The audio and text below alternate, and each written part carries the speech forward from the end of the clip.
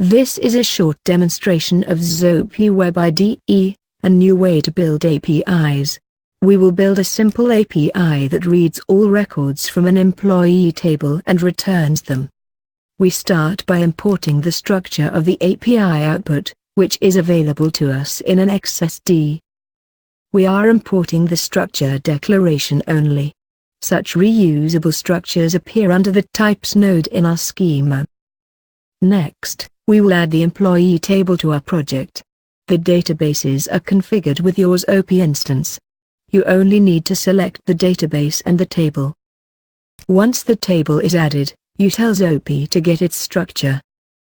Before we start creating the API, we will add some elements that will be needed. A global integer variable will serve as our loop variable. Let us also create a node to represent the output of the API. We will call it response.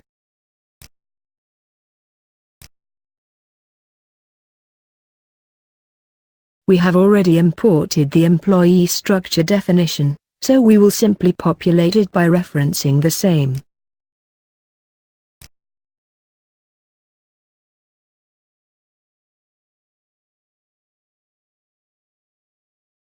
We will check the duplicates box because we expect to put multiple employee records in the response.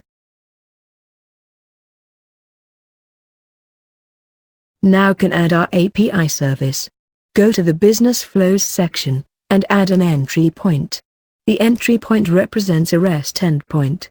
We can similarly add SOAP and MQ entry points. In the attributes, we specify the endpoint URL and the name and format of the output message. Our service has no input parameters, but a REST service can receive inputs in many ways. All API behavior, including its security settings, is controlled from the definition attributes. Now we are ready to write the business logic for our API. Your algorithm in ZOAPIIO is written using a high-level macro language that you assemble using graphical blocks. The ZOAPIIO program reads as simply as your algorithm in plain English. Open the employee table. For each record in the table, copy it to the response, incrementing the loop variable each time. We will use node copy command to copy the records, because we used same names in response structure as in the database. The dot represents the current record we are iterating over, which is the employee table.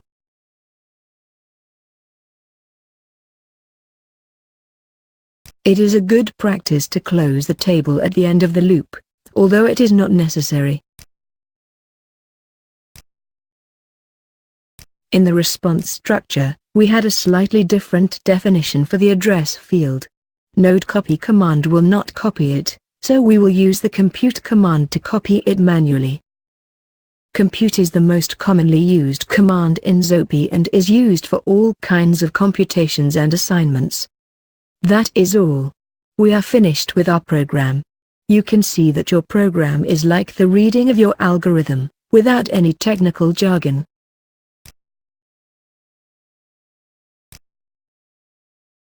You only need to know your business, and a little bit of XML. To make our service alive, we have to deploy it to the server. That takes just a click. Invoke the deploy command from the file menu.